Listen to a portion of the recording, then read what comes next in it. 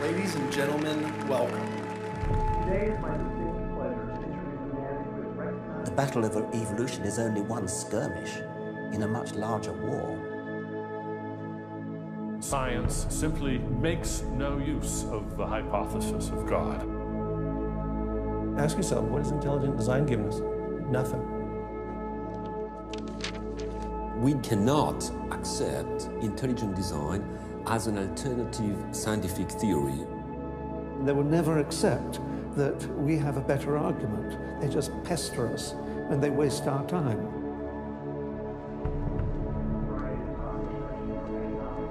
Civil rights to how to live your life in 10 easy steps. Today, Ben is speaking on the topic that has become increasingly important to him over recent years. While Ben has always been an ardent supporter of science, lately he has noticed an alarming trend in the scientific establishment that could have dire consequences for every American. Without further ado, please join me in giving a warm welcome for Mr. Ben Stein. Thank you. Thank you very much. Thank you very, very much. Thank you. Thank you very much, everybody. Thank you very much, gangsters. Thank you very, very much. Freedom is the essence of America. We're talking about freedom of speech, freedom of assembly, freedom from fear, freedom of religion. Martin Luther King said, America is essentially a dream, and he said it is a dream of freedom and equality, and freedom is the way to equality. And America simply would not be America without freedom. In every turning point in our history, the decision has always been about freedom. Freedom is what makes this country great. Freedom has allowed us to create, to explore, to overcome every challenge we have faced as a nation. But imagine if these freedoms were taken away. Where would we be? What would we lose? Well, unfortunately, I no longer need to imagine.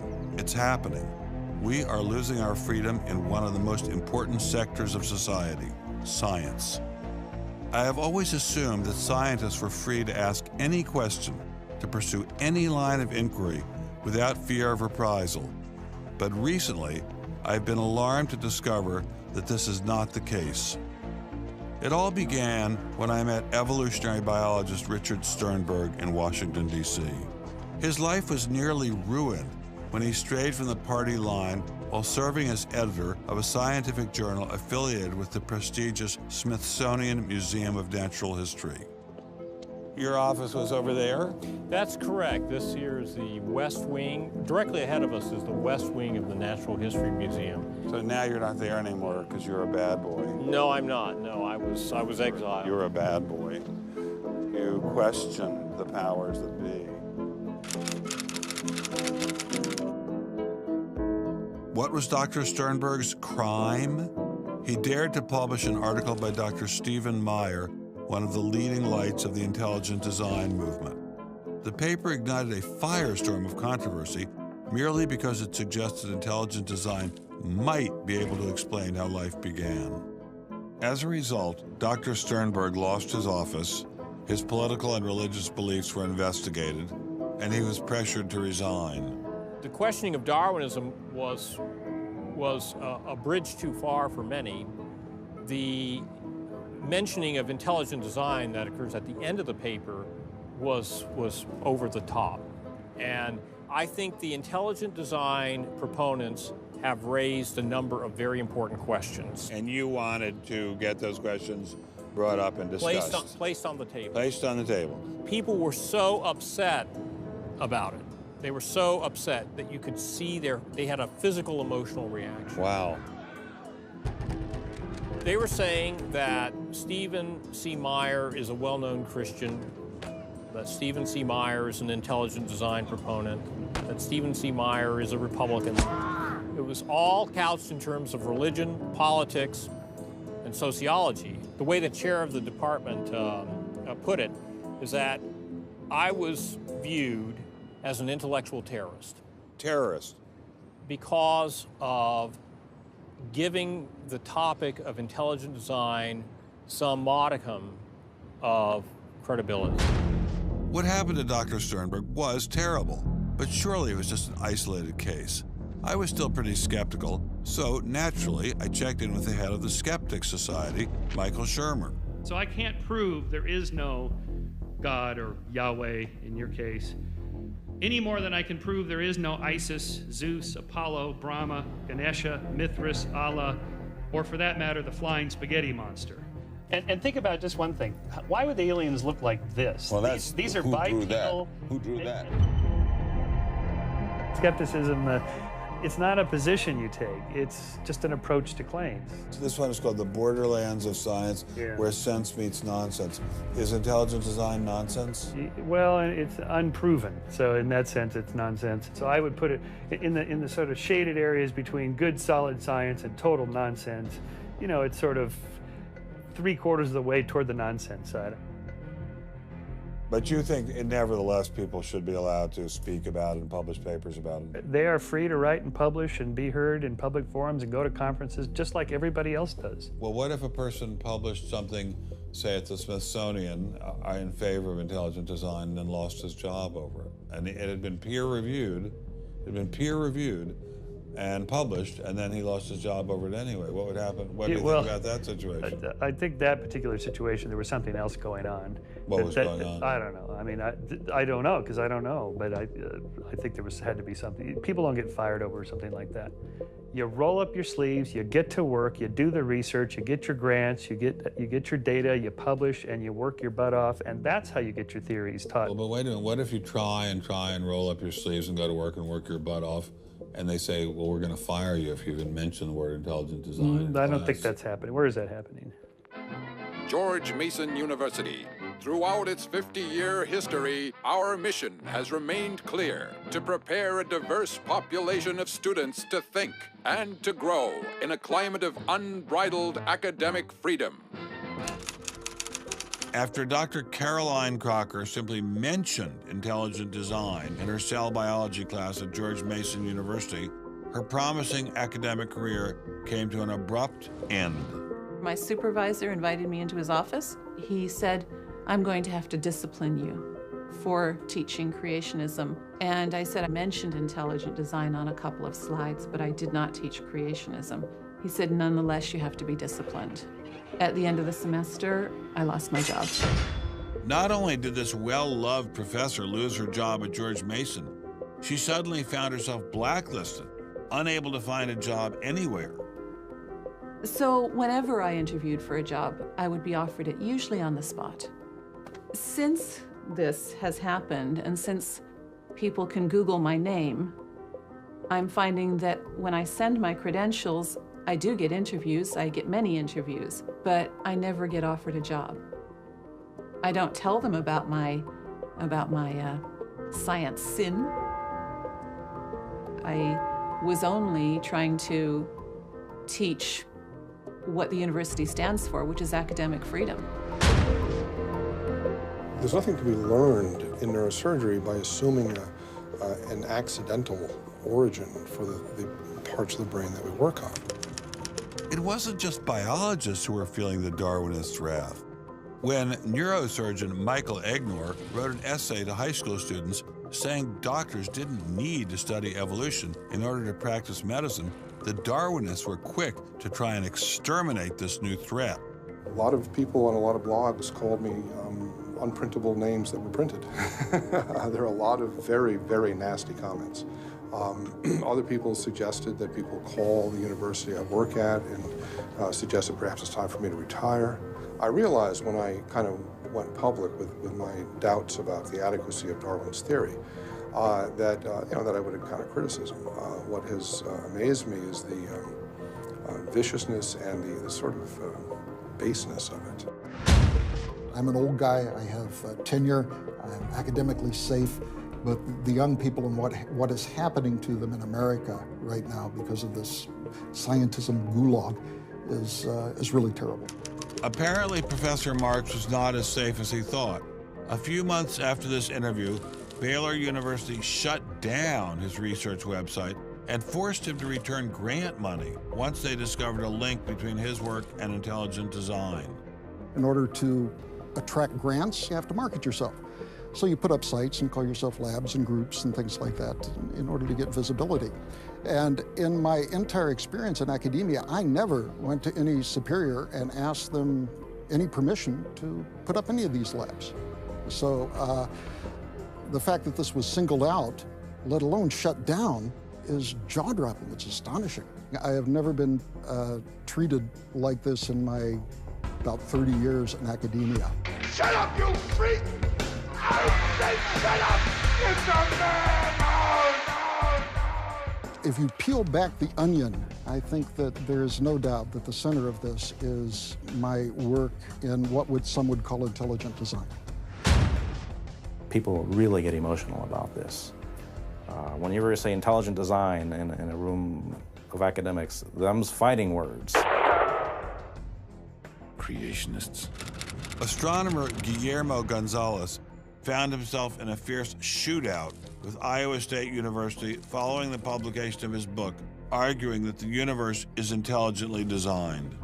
Despite a stellar research record that has led to the discovery of several planets, his application for tenure was denied, putting his career in jeopardy. I worried about my tenure a little bit in 2005 when the petition was being circulated because I viewed that as a strategy of Hector Avalos and his associates to try to poison the atmosphere on campus against me because he knew I wasn't tenured yet and I was very vulnerable.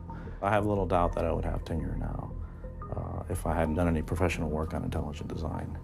Dr. Gonzalez had this advice for scientists who might be thinking about following his example. If they value their careers, they should keep quiet about their intelligent design views. We know there are times and places to be quiet, and other times and places when we can make noise if we want to. Will you show us? Of course. Boys and girls, how would you like to show some of the ways we know of being quiet? It's the kind of thing where you just learn to keep your mouth shut. In addition to those scientists who were willing to appear on camera, we encountered many more who didn't dare show their face for fear of losing their jobs. You use an intelligent design perspective to get the research done, but you're not allowed to talk about it in public. And so there is definitely incentive, if you think about it, for people to remain within the mainstream. You know, what's he up to? What is he thinking? Is he one of them? That kind of thing. If I write intelligent design, they hear creationism. They hear religious right. They hear theocracy. So it appears Mr. Shermer, the self-styled skeptic, was wrong on this one. Intelligent design was being suppressed in a systematic and ruthless fashion. But maybe intelligent design should be suppressed. I didn't like what was happening to these scientists, but on the other hand, we don't want our kids being taught that the Earth is flat or that the Holocaust never happened. It was time to ask the scientific establishment what was so bad about intelligent design. Intelligent design people are not genuine scientists. Intelligent design is a racket. It's just propaganda. The only intelligent thing about it is to have got people to call it that. It's really very stupid as well. Everybody knows science education in America is appalling.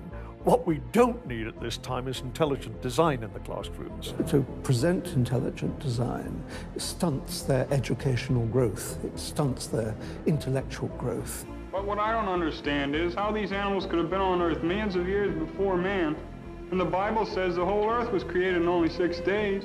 It wasn't just the educational aspects of intelligent design that had scientists concerned. Many suspected the movement masked a much larger agenda. Intelligent design is a set of excuses to squeeze creationism into the classrooms. Get intelligent design in the schools today, and we can have school prayers tomorrow. Any other complaints? Can you imagine anything more boring?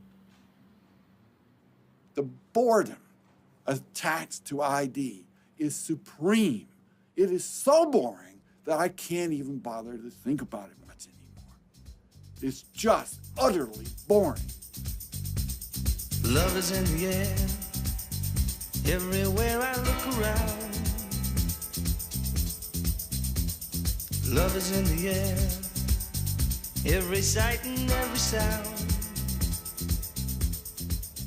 Love was in the air, all right, but none of it was directed toward intelligent design. There seemed to be a lot to hate about ID, and nearly all of that hatred was focused on one place. The people from the Discovery Institute, the people who are doing the intelligent design, they're all varnish and no product. The Discovery Institute is a propaganda mill. It's an institution designed to suck in money from religious investors and turn it into a sanitized, somewhat secular version of the creation story to get it into the schools. If they have a way of understanding nature that's superior to the one that we all are making lots of discoveries using, great. Bring it on.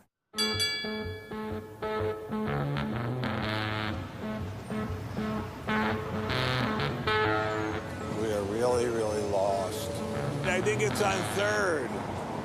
I think it's on 3rd. I think it's down there. I have no idea where this place is.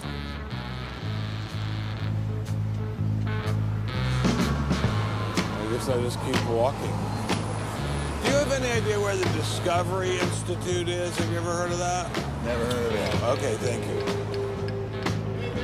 How are you, sir? Good. Do you have any idea where the Discovery Institute is? Discovery Institute, not a clue. Discovery Institute. Thank you. It's very kind of you to offer. Welcome to Seattle. Thank you, sir.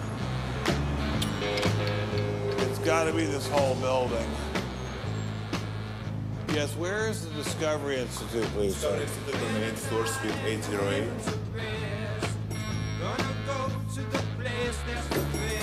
Okay, very good. Aha! Success at last. Aha! We found you.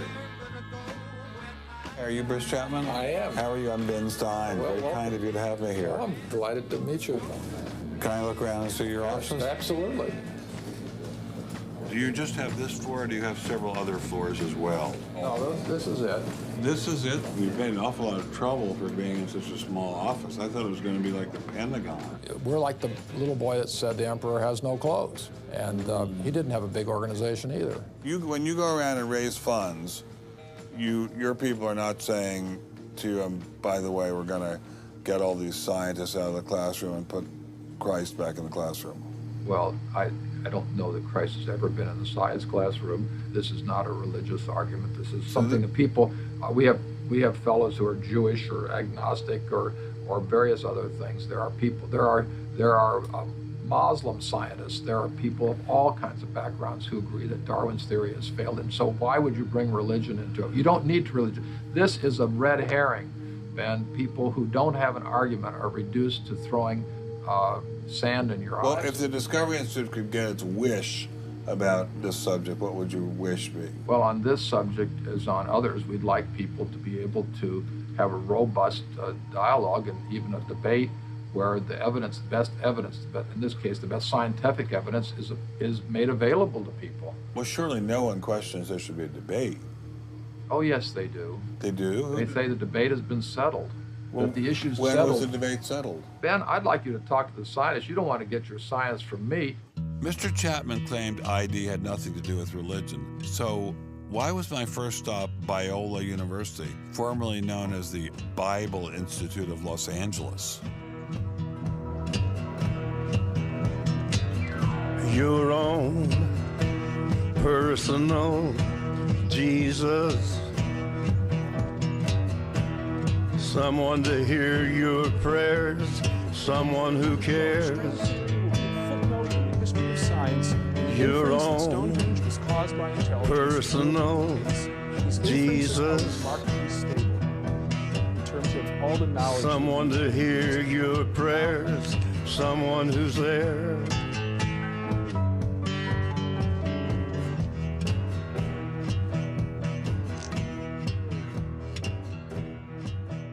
How much money have you ever gotten from Jerry Falwell? $0. How about Pat Robertson? 0. Are you a minister? No. Are you a priest? No. Pastor? No. Youth pastor? Oh, I did teach Sunday school once. Has this all been resolved? I mean, aren't we all Darwinists now? Except for a few cranks like you? Well, it's a funny thing that questions that aren't properly answered don't go away. This question is loaded with all kinds of political baggage, but one-on-one at a scientific meeting after the third or fourth beer, my experience has been that many evolutionary biologists will say, yeah, this theory's got a lot of problems. So you're meaning to tell me that there really is a debate among scientists about whether or not evolution occurred? Well, evolution is a kind of funny word. It depends on how one defines it. If it means simply change over time, even the most rock-ribbed fundamentalist knows that the history of the Earth has changed, that there's been change over time. If you define evolution precisely, though, to mean the common descent of all life on Earth from a single ancestor via undirected mutation and natural selection, that's textbook definition of neo-Darwinism. Biologists of the first rank have real questions. But the modern theory of intelligent design is just microwaved creationism. I don't think that's the case. Creationism, properly understood, begins with the Bible and says, how can I fit the Bible into the data of science? Intelligent design doesn't do that. Intelligent design is the study of patterns in nature that are best explained as a result of intelligence. So intelligent designers believe that God is the designer? Not necessarily. Intelligent design is a minimal commitment scientifically to the possibility of detecting intelligent causation. Dr. Nelson didn't sound like a crazy person, but I still suspected ID was nothing but reheated creationism. My next stop didn't seem like it was going to alleviate those fears. I didn't crawl out of the ocean, I didn't come from no monkey. And science tends to forget evolution's just a theory. They present it in the textbooks and on animal TV. Pockets back, but tell me, were you there 12 million BC?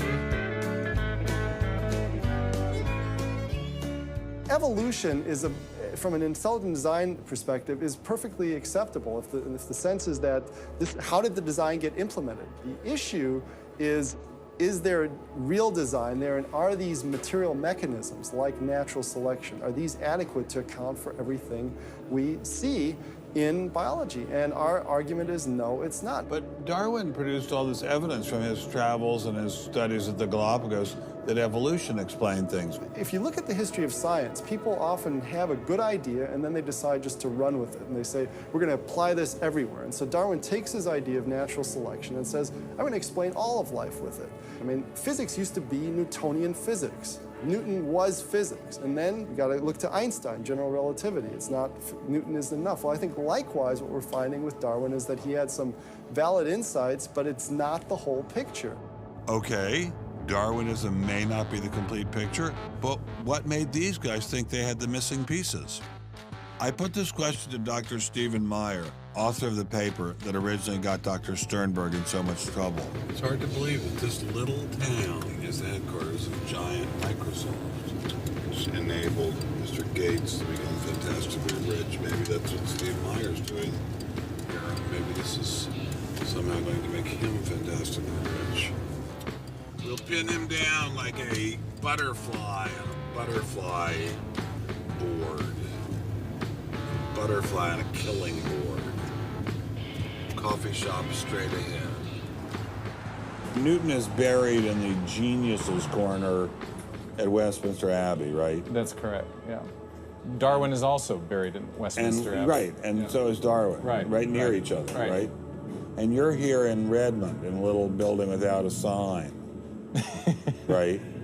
And you're obviously an incredibly smart guy, but how dare you challenge someone who's buried in the geniuses corner next to Newton at Westminster Abbey?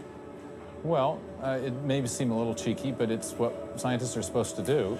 When I was in Cambridge, one of my supervisors often advised us to beware the sound of one hand clapping, which was a way of saying if there's an argument on one side, there's bound to be an argument on the other. And what I found in studying the structure of the argument in The Origin of Species is that for every evidence-based argument for one of Darwin's two key propositions, there is an evidence-based counter-argument. Well, but is it a debate? I mean, there's just you and a couple of other guys in a dinky little office downtown, say on one side, and there's the faculties of all the great universities of the world on the other side. Speaking with a great uniform and authoritative voice. Right. Yeah. Well, in any case, the debate really isn't going to be settled by numbers. It's going to be settled by the evidence and the arguments.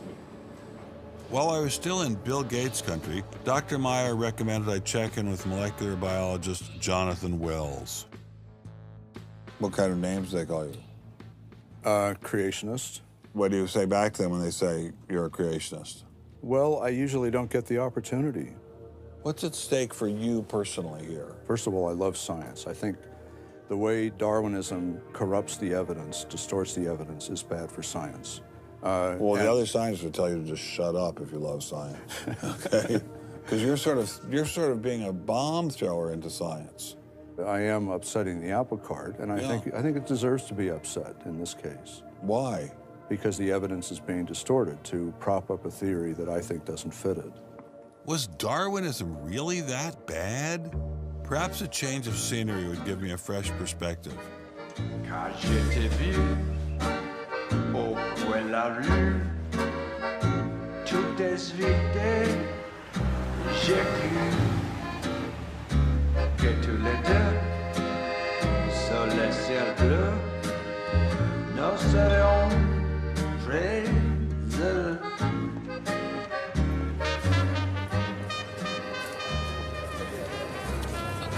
Mr. Berlinski, I assume? Mr. Stein. How are you, sir? So where are you from originally? I was born in New York. Yes. Spent 31 years in Manhattan. Yes. And I spent a lot of time in California, too. And tell me all the various universities where you studied or taught. You know, I was at Princeton, then I had a professorship at Stanford, and then I left Stanford, and I taught at Rutgers. I left Rutgers, and I taught at the City College in New York. I left the City College of New York. I taught at the Baruch College. I taught at San Jose. What did you teach at Baruch College? Anything they wanted. Come on in. Thank you, monsieur. What an old building, wow. It's the oldest in Paris. You're kidding. Merci, monsieur. Ah, je vous en prie, monsieur. Merci. Wow, this is fabulous. Let's put it this way. Before you can ask, is Darwinian theory correct or not, you have to ask the preliminary question, is it clear enough so that it could be correct? That's a very different question. One of my prevailing doctrines about Darwinian theory is, man, that thing is just a mess. It's like looking into a room full of smoke. Nothing in the theory is precisely, clearly, carefully defined or delineated. It lacks all of the rigor one expects from mathematical physics, and mathematical physics lacks all of the rigor one expects from mathematics. So we're talking about a gradual descent down the level of intelligibility until we reach evolutionary biology. We don't even know what a species is, for heaven's sakes. So his theory is smoke, but elegant smoke. There's a certain elegance to it, but you know, I think Einstein had the appropriate remark. He preferred to leave elegance to his tailor. A room full of smoke? That certainly wasn't what I was hearing from prominent Darwinists like Richard Dawkins. Evolution is a fact. It's a fact which is established as securely as essentially any other fact that we have in science.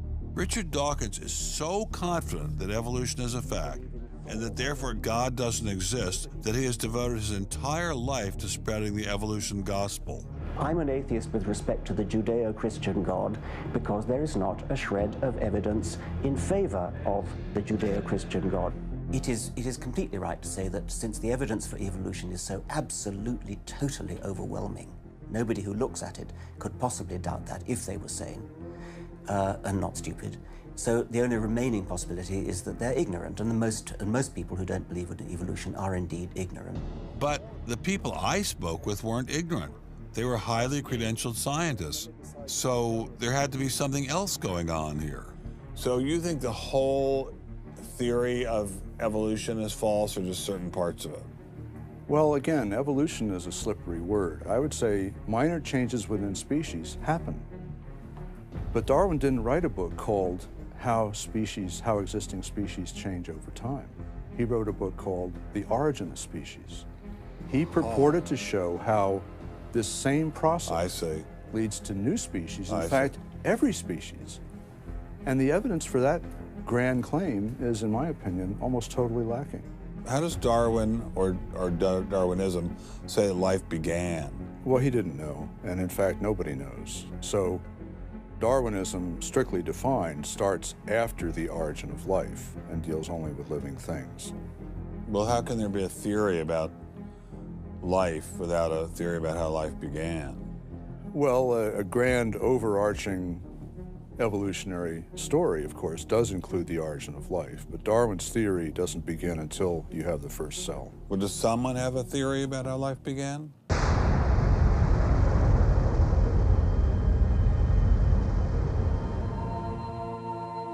This is the story of a small planet in space called Earth.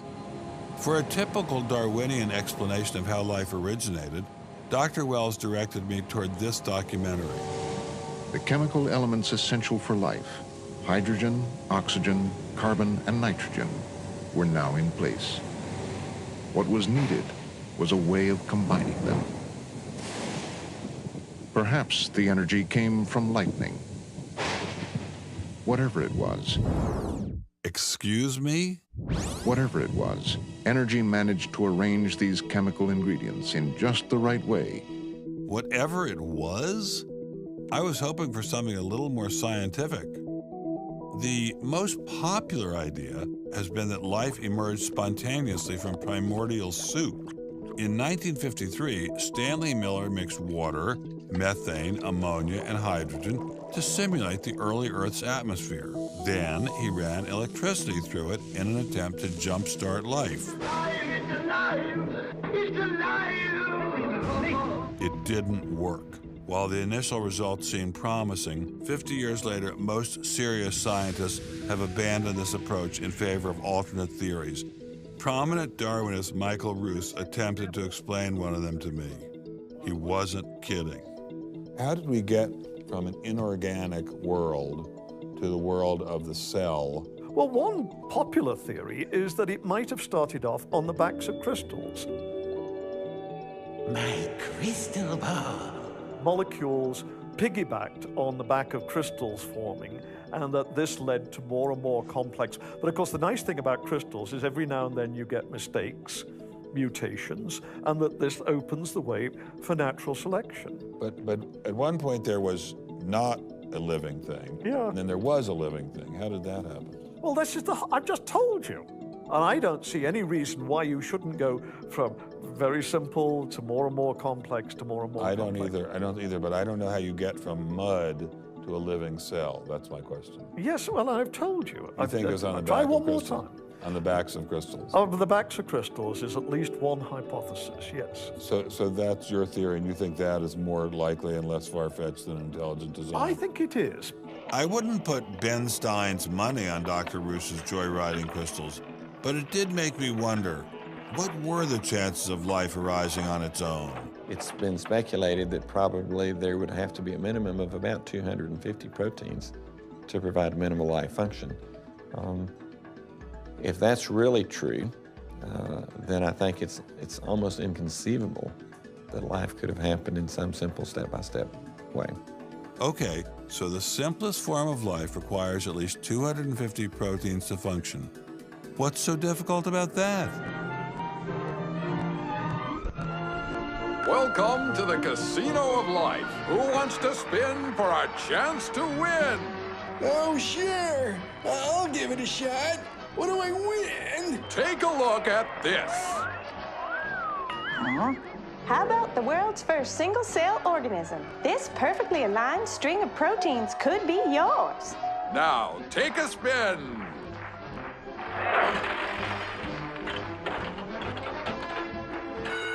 I won. Tina, tell him how many times he needs to do that to win the prize. 250. That's right, folks, and all in the correct order. But that's impossible. We've heard that before, haven't we, Richard? Come on, Mother Nature, do your thing. You stupid machine! I hate you!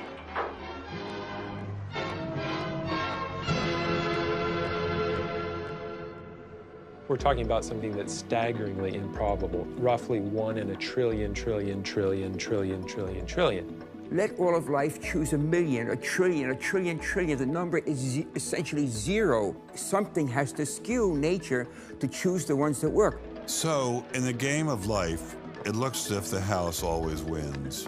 Luckily, some serious scientific minds have figured out a way to beat the odds. Directed panspermia. When faced with the overwhelming problem of the origin of life, Nobel Prize winner Francis Crick proposed this theory, that life was seeded on Earth, which basically means aliens did it. Crystals? Aliens?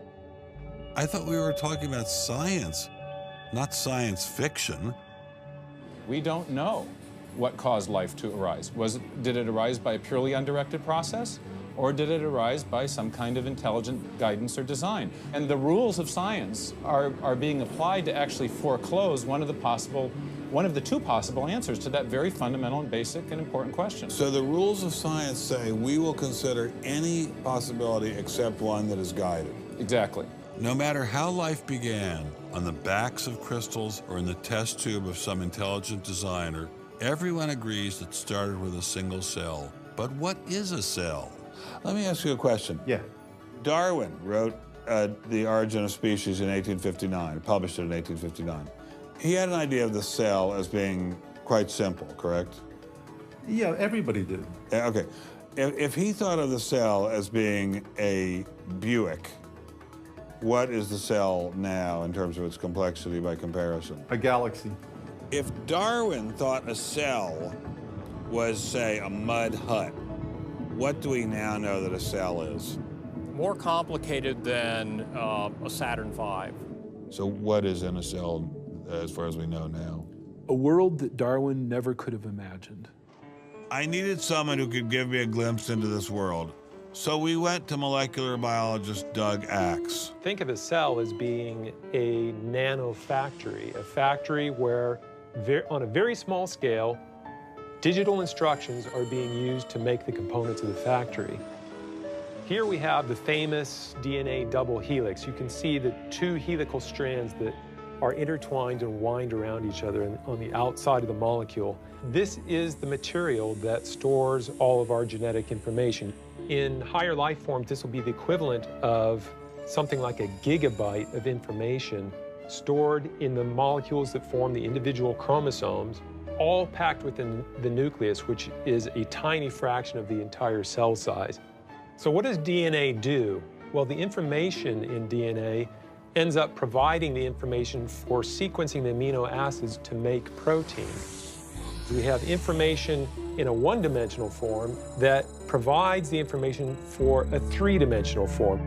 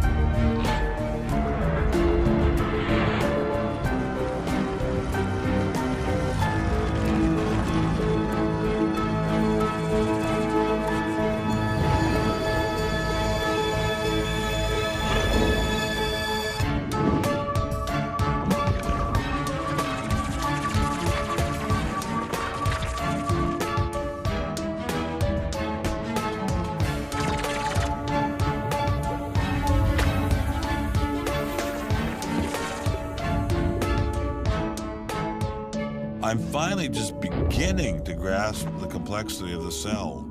Are there systems within the cell that go well beyond Darwinian evolution? Some type of cellular technology that drives adaptation, replication, quality control, and repair? What if these new mechanisms have massive design implications? Well, I say, so be it. The cell really is like nothing we've ever seen in the physical world. That's got to be firmly grasped. That's not something we can just say, oh, well, it's just a little bit more of the same old, same old. It's not the same old, same old.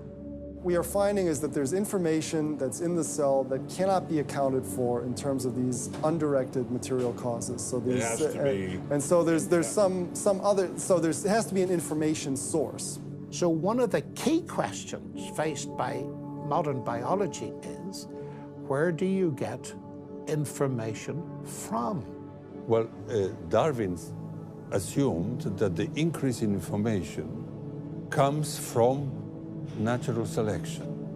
But natural selection reduces genetic information, and we know this from all the genetic population studies that we have. And where does the new genetic information going to come from? Well, that's the big question.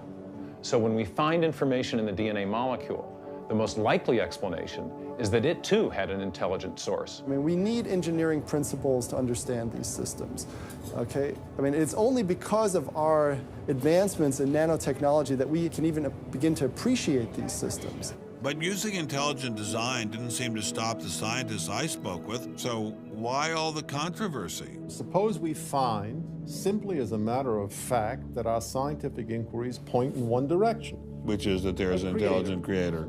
Why should we eliminate that from discussion? Streng verboten? How come? Why? Streng verboten. Very good. What does streng verboten mean? Strongly forbidden. Strongly forbidden. You've got two possible hypotheses.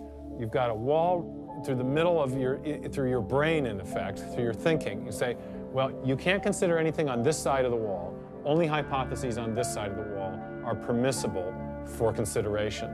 What about academic freedom? I mean, can't we just talk about this? Their reply is that science is not a democratic process. Oh, really? And that there is a consensus view. But wait a minute, we are to subscribe to the wait a second, view. but Darwin challenged the consensus view, and that's how we got Darwinism.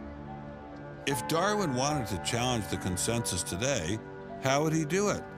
Science isn't a hobby for rich aristocrats anymore. It's a multi-billion-dollar industry. And if you want a piece of the pie, you've got to be a good comrade. Scientific ideas. How we get them to you, the people. Every idea must be inspected to ensure that it is safe.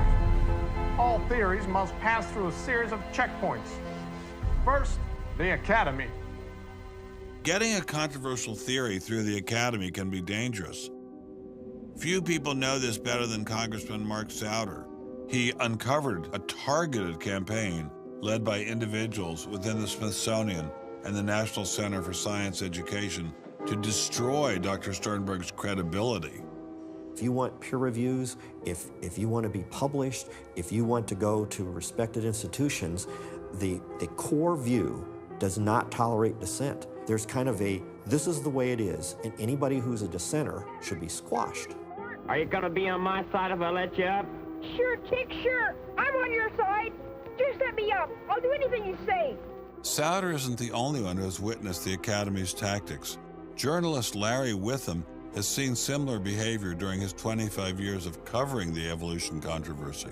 Once you're thick in science, you can't question the paradigm. But if you want to get grants, if you want to be elected to high positions, if you want to get awards as a promoter of public education of science, you can't question the paradigm. People cannot be trusted to form their own opinions. This business about open-mindedness is nonsense. Why is the scientific establishment so afraid of free speech? There is this fear that if one aspect of the theory is closely scrutinized, there's going to be an unraveling. Who are you? Oh, I am the great and powerful Wizard of Oz. I interviewed dozens and dozens of scientists, and when they're amongst each other or talking to a journalist who they trust, they'll speak about, you know, it's incredibly complex, or molecular biology is in a crisis. But publicly, they can't say that. Keeping a keen eye on the Academy, our various watchdog organizations. Listen to Eugenie Scott of the National Center for Science Education. The NCSE has been at the heart of virtually every evolution controversy over the past 25 years, vigorously defending the Darwinian gospel. We have had a lot of business, unfortunately, at NCSE in the last few years, because virtually every state in which science education standards has come up for consideration has had a big fight about the coverage of evolution in them. NCSE was started by a group of scientists and teachers who were very concerned because in the late 70s and early 80s there were a lot of attempts to pass equal time for creation science and evolution laws. And clearly this is something that neither scientists nor teachers liked. It wasn't exactly help the creationists are coming, but it's, you know, kind of along those lines. Most scientists just throw up their hands and say, creationists, they drive me crazy, you know, you handle it. And we've worked a lot with science education organizations. The most important group we work with is members of the faith community, because the best kept secret in this controversy is that Catholics and mainstream Protestants are okay on evolution. Are you sure about that, Eugenie? Liberal Christians have been fighting with conservative Christians for so long that they'll side with anybody against the fundamentalists. And Eugenie Scott says, well, welcome over. There's a kind of science defense lobby, or an evolution defense lobby in particular. They are mostly atheists, but they are desperately wanting to be friendly to mainstream, sensible religious people. And the way you do that is to tell them that there's no incompatibility between science and religion. But is there really an incompatibility? Can't we believe in God and Darwin? Implicit in most evolutionary theory is that either there's no God or God can't have any role in it. So naturally, as many evolutionists will say, it's the strongest engine for atheism. If they called me as a witness, and a lawyer said, Dr. Dawkins, has your belief in evolution, has your study of evolution turned you towards atheism? I would have to say yes. And that's the worst possible thing I could say for winning that court case. So people like me are bad news for the science lobby, the evolution lobby. By the way, I'm being a hell of a lot more frank and honest in this interview than many people in this field would be. Working hard to keep ideas in check are our friends in the media. Morning, paper. Paper, mister? The tendency of the media is to side with the establishment because they inherently agree with the establishment. Eugenie Scott, my understanding is that there is not a single peer-reviewed article out there that supports intelligent design. Am I wrong? You are not wrong. You are correct.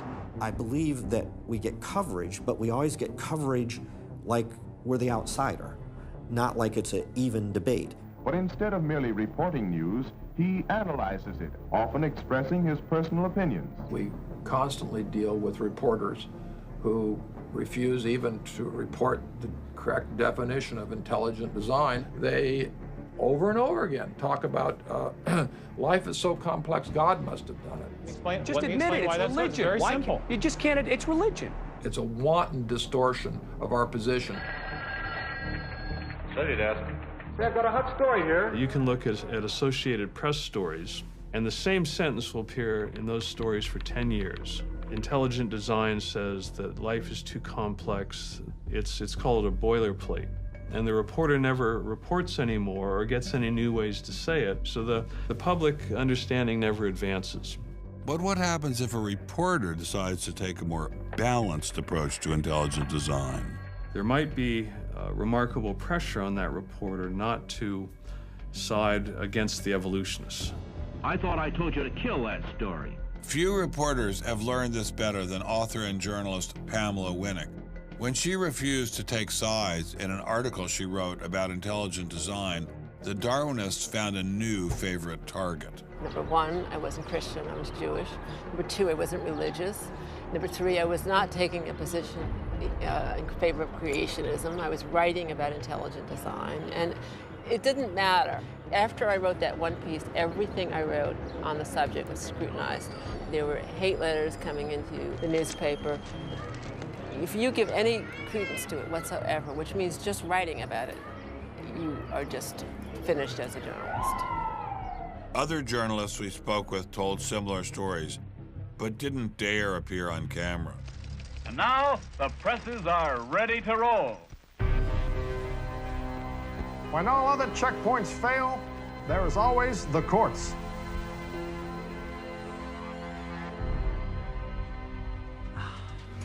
We have spent an enormous amount of time trying to prove to the court what everybody already knows, that intelligent design is a particular religious belief. But I thought scientific questions were settled by the evidence, not by taking people to court and suing them. How do other countries deal with such disputes? Dr. Marcy Giertuk, a population geneticist who now represents Poland in the European Parliament, was able to shed some light on this topic. The censorship of teaching criticism of evolution is and always was much stronger in, say, in your country, in the United States, than it ever was in Poland. Why? Why would the censorship? That is because you have a political correctness in your country. These issues are brought to court, and the court says what you can and what you cannot teach. We want to know what you teach, what books you use, how you teach it. We never had that sort of way of deciding scientific issues in Poland. We never had the courts involved. So you are saying that as far as the teaching of science is concerned, Poland is freer academically than the United States. I think in this particular issue of evolution, I think this is true. But how effective are the courts in deciding such matters? What about the general idea that intelligent design is doomed as a result of several recent legal setbacks? I think court cases don't decide anything. I mean, if you look at the Scopes trial, who won that trial? It wasn't the evolutionists. I mean, it was the Tennessee law was upheld, barring evolution. And yet, in the popular imagination, Scopes is the hero. Inherit the Wind, that movie, which is really bogus history based on the Scopes trial, has carried the day. These issues go much deeper than any decision by a judge. The evolution debate does seem to run much deeper than the courts, much deeper even than science. To generate this level of hostility, ID must threaten something at the very core of the Darwinian establishment. The entire globe is today the site of a momentous conflict. It is the challenge of ideas.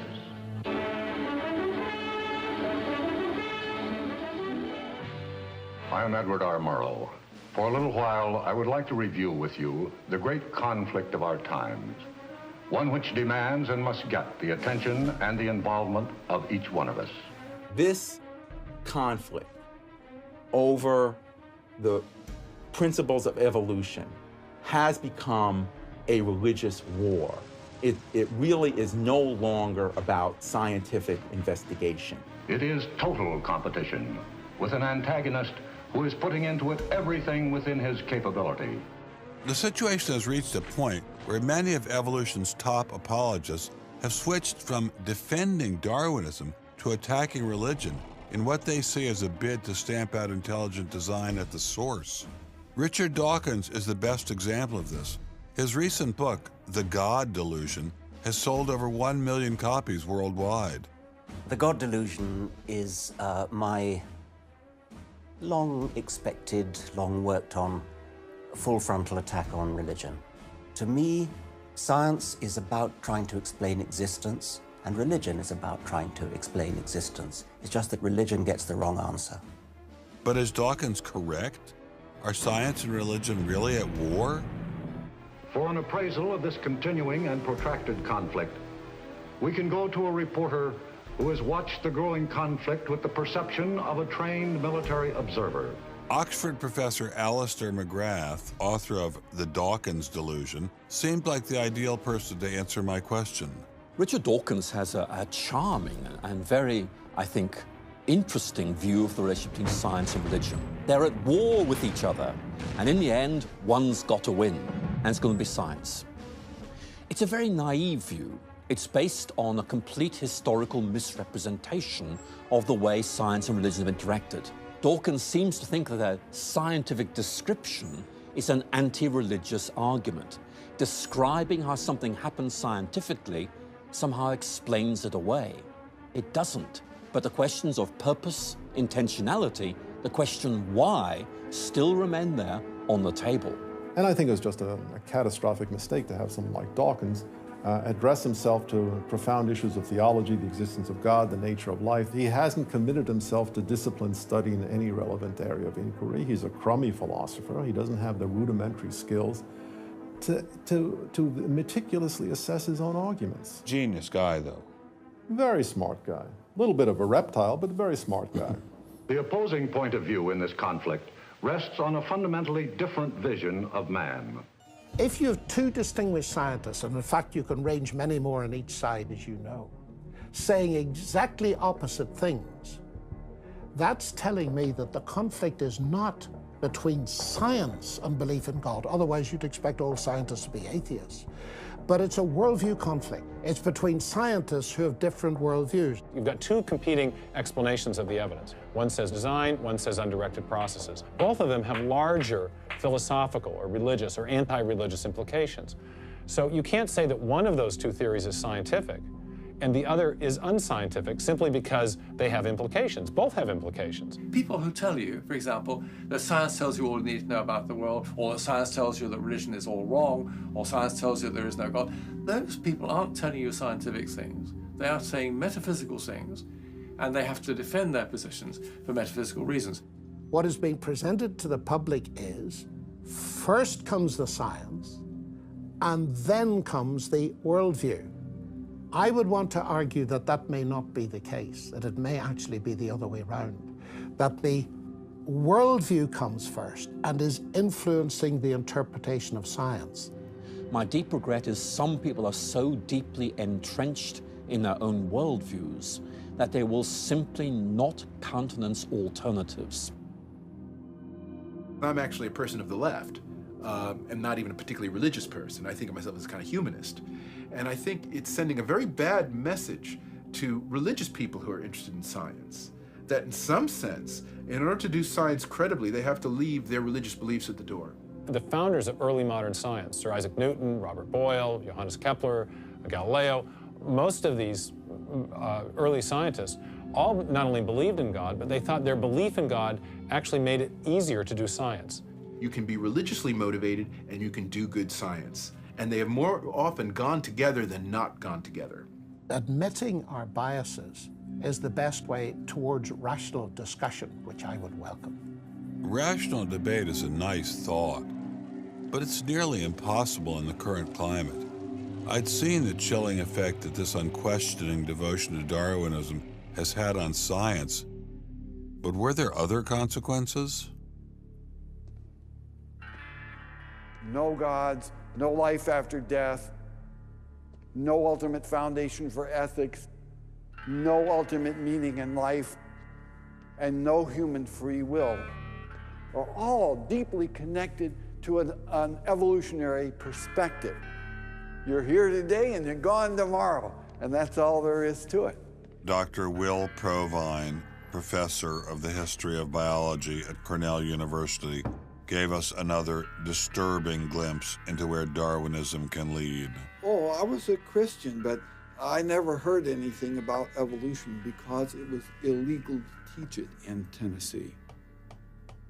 Dr. Provine's first biology professor changed all that.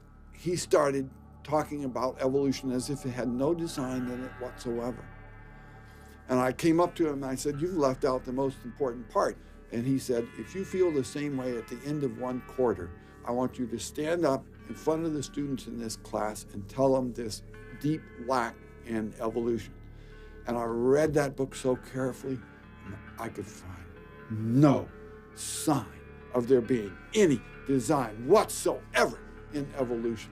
And I immediately began to doubt the existence of a deity. But it starts by giving up an active deity, then it gives up the hope that there's any life after death. When you give those two up, the rest of it follows fairly easily. You give up the hope that there's an imminent morality. And finally, there's no human free will. If you believe in evolution, you can't hope for there being any free will. There's no hope whatsoever of there being any deep meaning in human life. We live, we die, and we're gone. We're absolutely gone when we die. Dr. Provine is no stranger to the prospect of death. Nearly a decade ago, he was diagnosed with a large brain tumor. Let's suppose my tumor comes back, as it almost certainly will. Well, I'm not going to sit around like my older brother did last year, and he was dying of ALS, Lou Gehrig's disease. He wanted desperately to die, but we couldn't help him die. I don't want to die like that. I'm going to shoot myself in the head long before then. I'm going to do something different. I hope these are empty words for my friend, Dr. Provine, because shortly after this interview was recorded, he learned his brain tumor had returned. I don't feel one bit bad about holding the views that I do. There's not anything in the views I hold that makes me, oh, I wish I had free will, or, oh, I wish there were a God. I don't ever wish that. Dr. Provine's deconversion story was typical amongst the Darwinists we interviewed. Biologist P.Z. Myers, who runs the pro-Darwin anti-religion blog Pharyngula, says science eroded his faith as well. I never hated religion. I found religion quite comfortable, and I liked the people in it. What led to the atheism was learning more about science, learning more about the natural world, and seeing these horrible conflicts with religion. And it was then, when I discovered evolution, when I discovered Darwinism, that I realized there's this magnificently elegant, stunningly elegant explanation, which I didn't quite understand to begin with. When I did understand it, then that finally killed off my remaining religious faith. After hearing these stories, I was not surprised to discover that most evolutionary biologists share Professor Dawkins' views.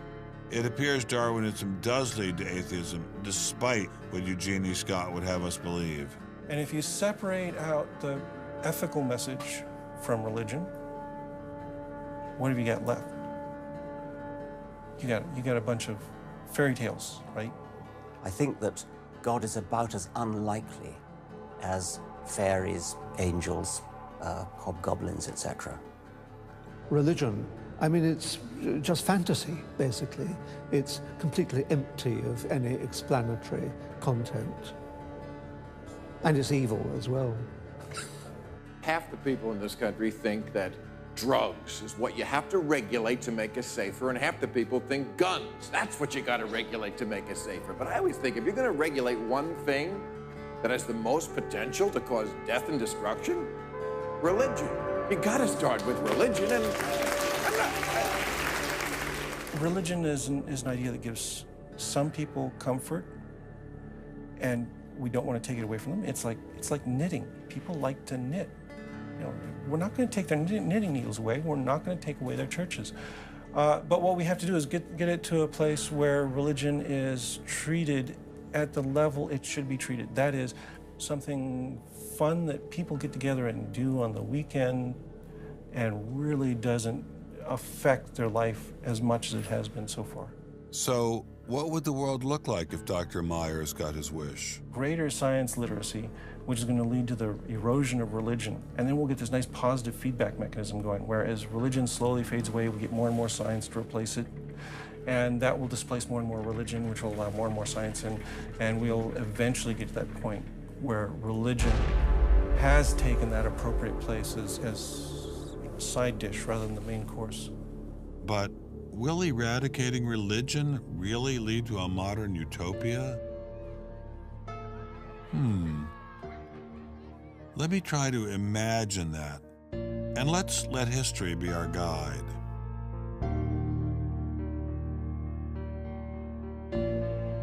In part, I think Matthew Arnold put his hands on it when he spoke about the withdrawal of faith. There is a connection between a society that has at least a minimal commitment to certain kinds of transcendental values, and what human beings permit themselves to do one to the other. That got me thinking, what other societies have used Darwinism to trump all other authorities, including religion? As a Jew, my mind leapt to one regime in particular. The connection between Hitler and Darwin is, of course, historically a difficult connection because they were separated by a good many years. One was English, one was German. Nonetheless, if you open Mein Kampf and read it, especially if you can read it in German, the correspondence between Darwinian ideas and Nazi ideas just leaps from the page. Of course, you have to add every historical caution. Not everyone who read Darwin became a Nazi. Obviously not. No one is making that case. Darwinism is not a sufficient condition for a phenomenon like Nazism, but I think it's certainly a necessary one.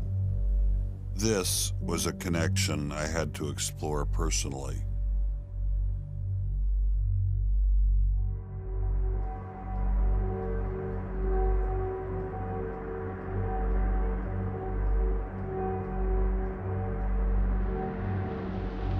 American officers arrive at a Nazi institution seized by First Army troops. Under the guise of an insane asylum, this has been the headquarters for the systematic murder.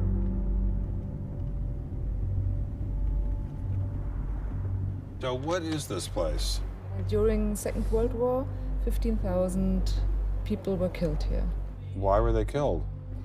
They were killed because they were people with handicaps. Why kill them? What's the point of killing them? People who were not able to work, people who were not able to live by themselves, that they were useless eaters. Useless eaters. And life unworthy of living. This idea grew up in the 20s. So long before National Socialism, biologists, anthropologists, they thought that maybe mankind could, or the government could interfere into the growth of the population. I see. And they had the utopia that they would have a society without illness and without handicap. Alles Lebensschwache geht in der Natur unfehlbar zugrunde. Wir Menschen haben gegen dieses Gesetz der natürlichen Auslese in den letzten Jahrzehnten furchtbar gesündigt. Wir haben unwertes Leben nicht nur erhalten, wir haben ihm auch Vermehrung gewährt. Die Nachkommen dieser Kranken sahen so aus, die tiefer stehen als jedes Tier. So this was a Darwinian concept? Yes. And also a Malthusian concept, very much Malthusian. Malthusian? Thomas Malthus, who said that there was a shortage of resources, English philosopher, so there was a shortage. Yes, but the Nazis, they relied on Darwin. They relied on Darwin? Yes, Darwin and German scientists. Patients were led down this hallway to Nazi doctors who decided who would live and who would die. They were accompanied by 15 nurses. Nurses, yes. Nurses, male and female nurses. So nurses were helping lead them to their doom. Yes.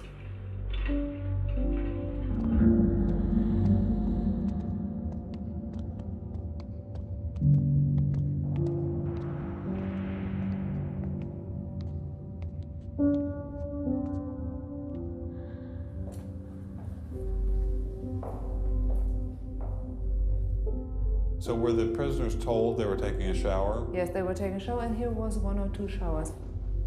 So how many people were brought into this room? 60 to 70.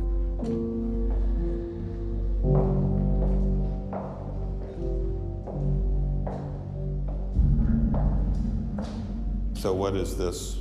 This is the dissection table. Do you ever think to yourself, the sane ones were the ones lying here having their brains removed? The insane one was Dr. Gorgas and all the other people did? No, I don't think that, because I think those people who killed here, they were very sane, because they had their purposes. They had purposes? Yes. I don't think they were insane.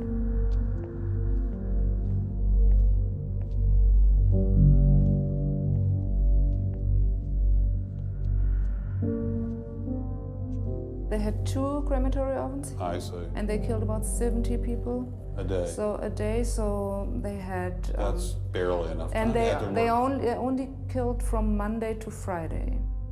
So because the people who were doing the killing needed to have the weekend off. If you met Dr. Gorgas today, what would you say to him? I don't know.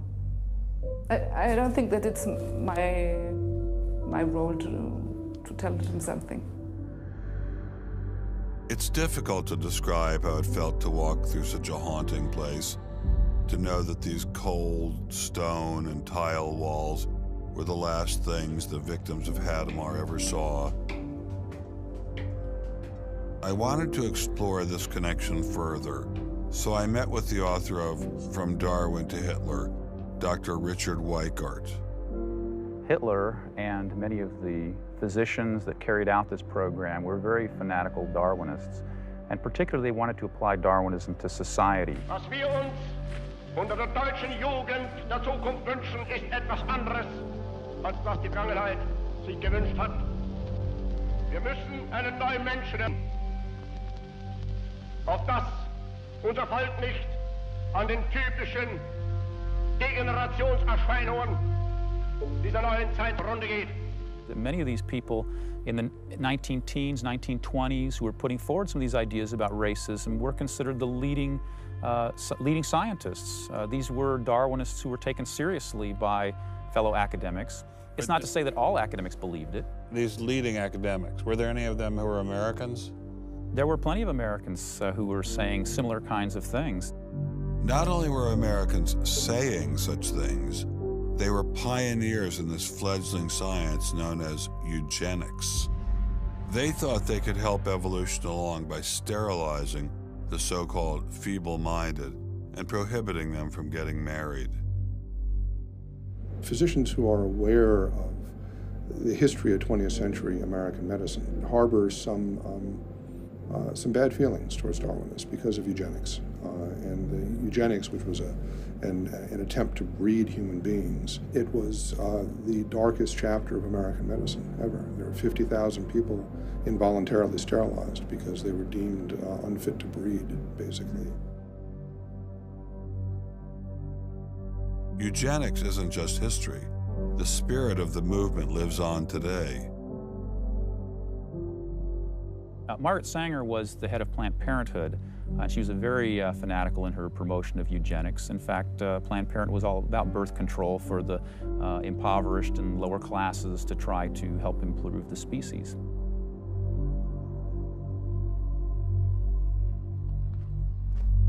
From Hadamar, I traveled with Dr. Weikart to Dachau, where the Nazis applied the ideas of eugenics on a massive mechanistic scale. When it was a fully functioning concentration camp, and what was the purpose of it? I mean, part of it was to repress political enemies. What was the rest of the purpose? Well, beyond the repression of the political enemies, which was its purpose at the very beginning, then later on it transformed into repressing racial enemies. And sometimes those categories overlapped because sometimes they thought that these people were political enemies because they were inferior biologically. The war itself was part of the Darwinian struggle for existence for Hitler. And he saw the extermination of the Jews as one of those fronts to this warfare going on as this Darwinian struggle for existence. Would you say that Hitler was insane? No, I wouldn't say he was insane. I think he had imbibed some very, very wrong ideas. And in fact, I think he took the logic of them in certain ways that brought him to take very radical solutions for them. Would you say he was evil? Oh, I'd definitely say he was evil. Is there such a thing as evil? Oh, I think there is. And is there such a thing as good? Oh, definitely. And evil can sometimes be rationalized as science. Oh, sure. And evil can sometimes be rational. When it's rationalized as science, and I think when it's rationalized in this particular way in particular, I think Hitler thought he was doing good. He thought he was doing good? Oh, I think so. He thought he was benefiting. He thought he was benefiting humanity by driving evolution forward and creating a better humanity.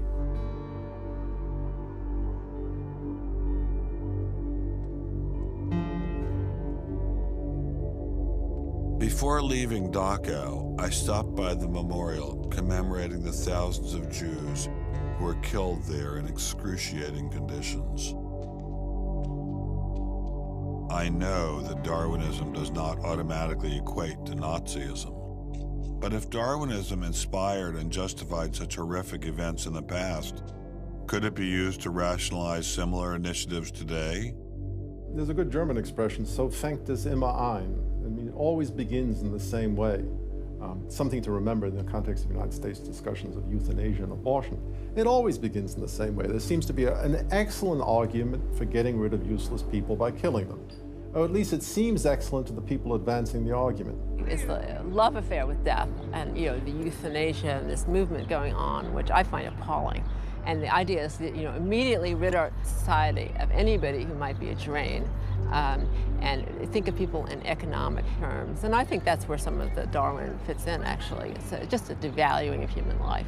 First of all, if you take seriously that evolution has to do with, you know, the transition of life forms and that life and death are just natural processes, then one gets to be liberal about abortion and euthanasia.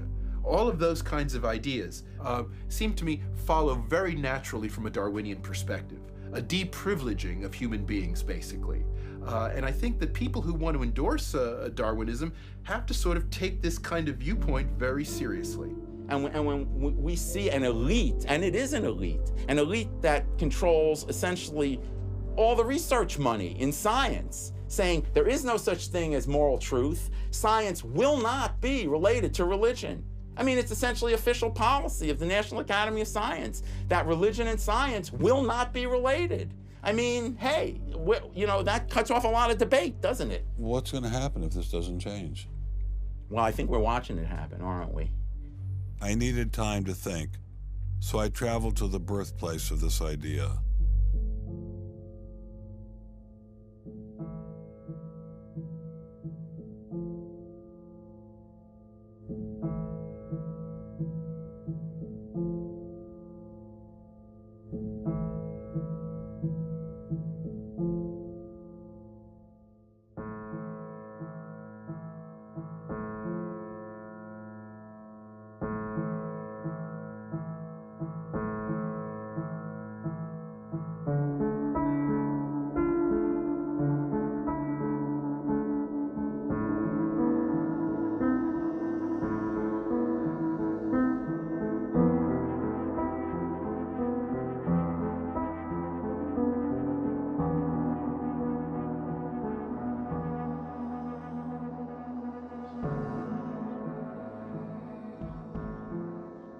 With savages, the weak in body or mind are soon eliminated.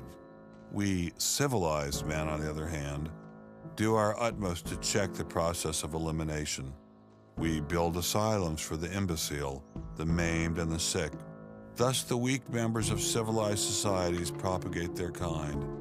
No one who has attended to the breeding of domestic animals will doubt that this must be highly injurious to the race of man. Hardly anyone is so ignorant as to allow his worst animals to breed. Charles Darwin, The Descent of Man, 1871.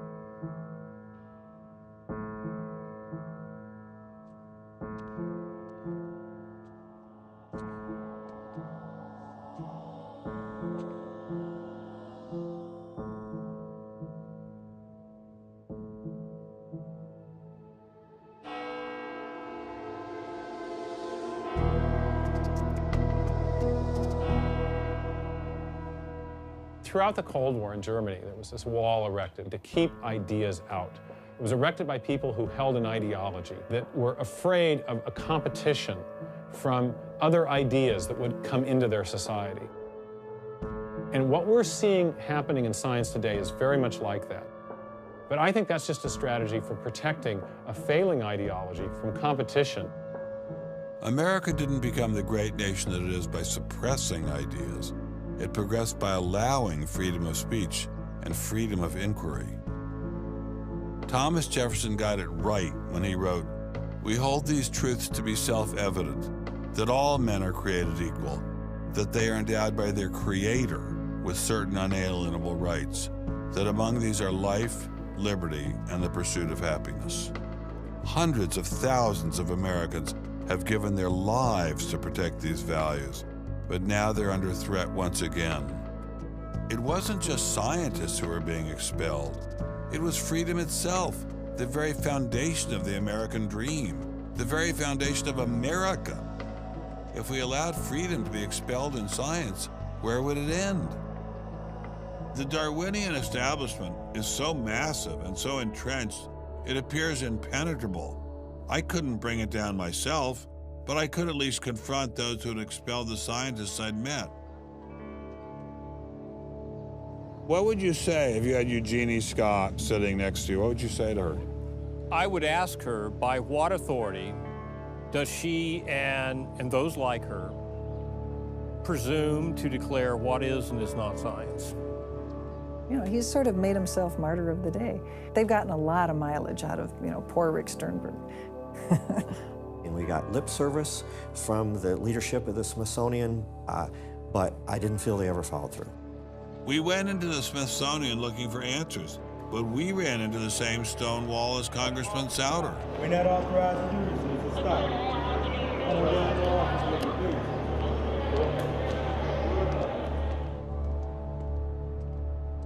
He said, nonetheless, you have to be disciplined, and I lost my job. We did get an interview with a spokesman from George Mason, but it was impossible to knock him off his script. Her contract was not renewed. It was simply not renewing her contract, which she's satisfied. Her contract was not renewed, had nothing to do with the controversy of that topic of intelligent design. I have never been treated like this in my about 30 years in academia. We received a similar reception at Baylor University. They refused to admit that what had happened to Dr. Marks had anything to do with ID. Certainly the conversations I've had, this has not, the intelligent design situation has not been the thrust of the conversation. It's a procedural issue, and that's the way we dealt with it. Funny, that's not how Dean Kelly put things in his original email to Dr. Marks.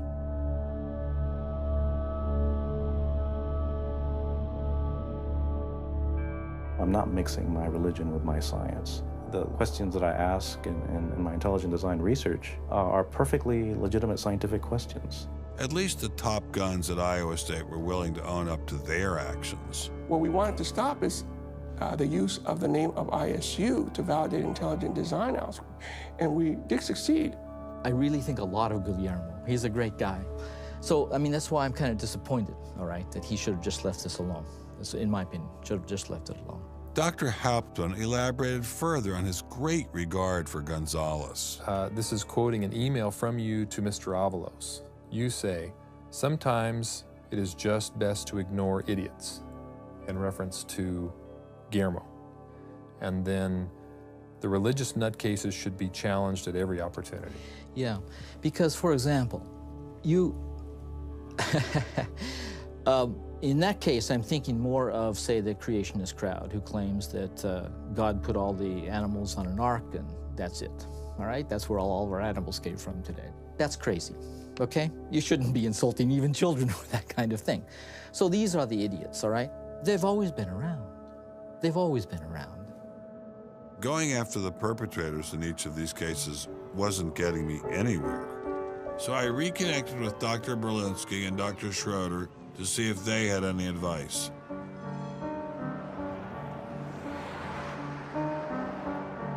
There's a boundary to what science will accept right now.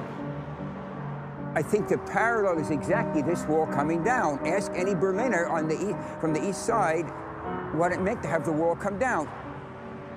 If it is possible to make a break in the wall that will allow academia to ask these fundamental questions that exist and allow them in the science classrooms as well.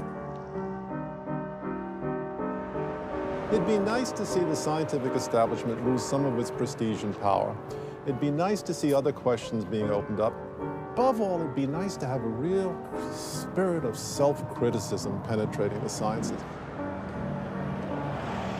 What can I do to bring down the wall? Is there anything I can do?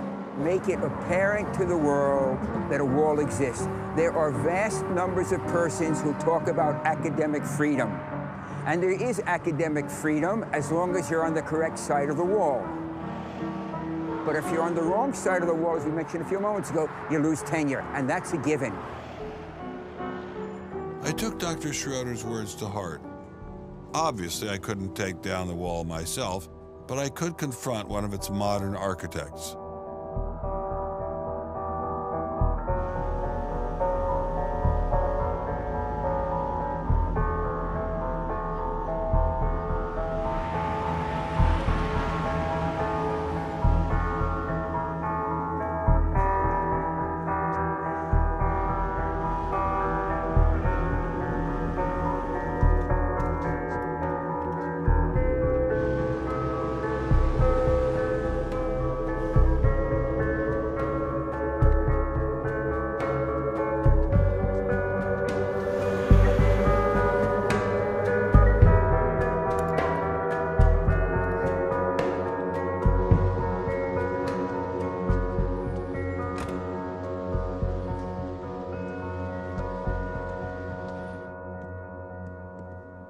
Hello, Professor Dawkins. How are you? I'm Ben Stein. I'm so sorry to keep you waiting. How are you? Fine, thank you. You have written that God is a psychotic delinquent invented by mad, deluded people. No, I didn't say quite that. I said something rather better than that. Oh, well, please tell us what you said. Please tell us what you said. Well, I would have to read it from the book. No, please.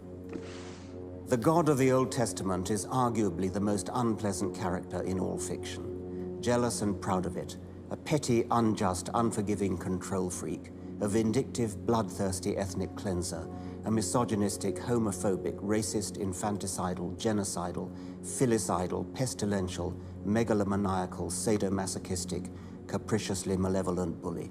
So that's what you think of God? Yeah. How about if people believed in a God of infinite lovingness and kindness and forgiveness and generosity, sort of like the modern day God? Why spoil it for them? Why not just let them have their fun and enjoy it? I mean, I don't want to spoil anything for anybody. I write a book, people can read it if they want to. I believe that it is a liberating thing to free yourself from primitive superstition. So religion's a primitive superstition? Oh, I think it is, yes. So you believe it's liberating to tell people that there is no God?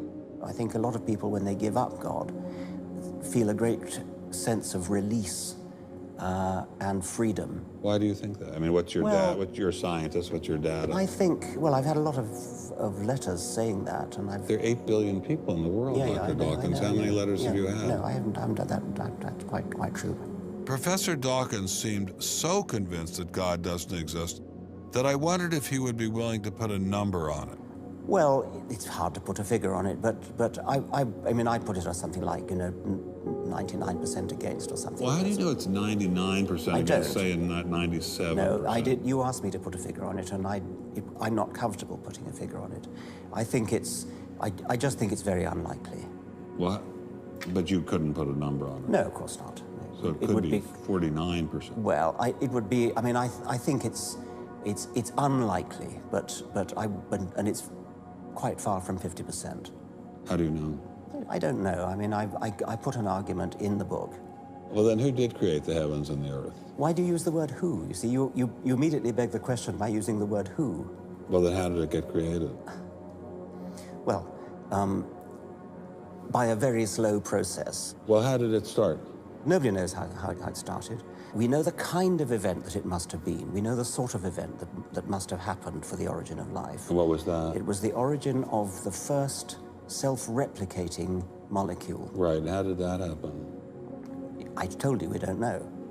So you have no idea how it started? No, nor has anybody. Nor has anyone else. What do you think is the possibility that intelligent design might turn out to be the answer to some issues in genetics or in evolution? It could come about in the following way. It could be that at some earlier time, somewhere in the universe, a civilization evolved by probably some kind of Darwinian means to a very, very high level of technology and designed a form of life that they seeded onto, perhaps this planet. Now, that is a possibility and an intriguing possibility. And I suppose it's possible that you might find evidence for that if you look at the details of biochemistry, molecular biology. You might find a signature of some sort of designer. Wait a second. Richard Dawkins thought intelligent design might be a legitimate pursuit? And that designer could well be a higher intelligence from elsewhere in the universe. Well, but that higher intelligence would itself have had to have come about by some explicable or ultimately explicable process. It couldn't have just jumped into existence spontaneously. That's the point. So Professor Dawkins was not against intelligent design, just certain types of designers, such as God. So the Hebrew God, the God of the Old Testament, he doesn't exist in your view? Certainly. I mean, that would be a very unpleasant prospect. And the Holy Trinity of the New Testament, nothing like that. Do you believe in any of the Hindu gods? Like Vishnu? How can you ask such a question? You don't, how, right? How could I? I mean, why would I, given that I don't believe in any others? You don't believe in the Muslim God? No. I mean, why do you even need to ask? Well, I just wanted to be sure. So you don't believe in any God anywhere? Any God anywhere would be completely incompatible with anything that I've said I assume. Yeah. I just wanted to make sure. You don't believe in any God anywhere? No. What if after you died, you ran into God? He said, what have you been doing, Richard? I mean, what have you been doing? I've been trying to be nice to you. I gave you a multi-million-dollar paycheck over and over again with your book, and look what you did. Bertrand Russell had that point put to him, and he said something like, "Sir, why did you take such pains to hide yourself?"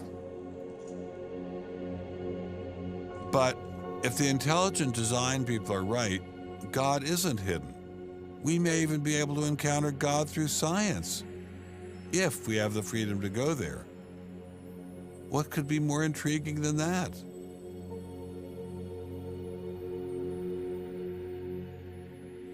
We take freedom for granted here in the United States. Freedom is what this country is all about.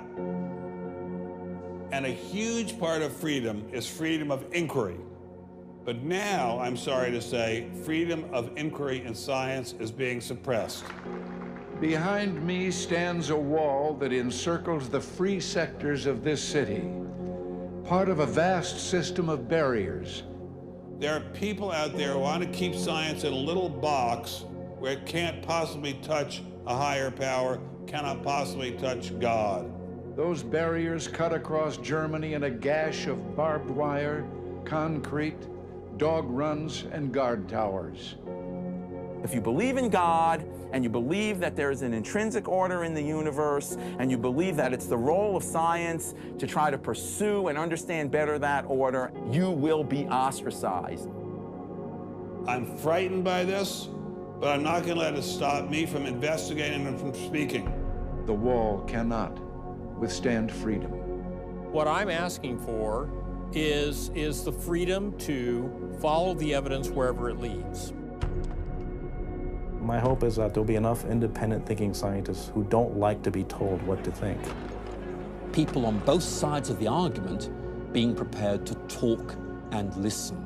And above all, a willingness to keep these dialogues open. It might allow a lot of very good scientists to be scientists who aren't being allowed to be scientists right now. I don't care what they end up as being. I don't care if they end up being religious, a young earth creationist. If they have thought their way through the issues and get there, I'm all for them. And why do I think we're going to win in this struggle? Because truth-crushed earth will rise again. To find out what's true has a value all of its own. If it has additional good consequences, so be it. Because no lie can live forever. And I believe that science gives us one perspective on the world, and our religious insight gives us another perspective on the world. And by putting the two together, they will see more deeply and more truly. And if we will stand up for freedom, freedom is the victor. And if we all do that, we will overcome.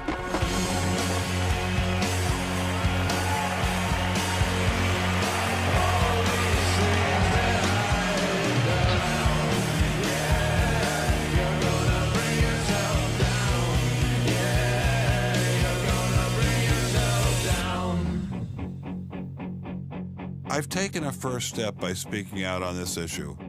But if the wall is to come down, we all have to do our part.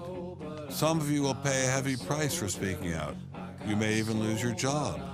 I guarantee you, you'll get hate email. But if you don't get involved, will anyone be left to carry on this struggle? Anyone? Anyone?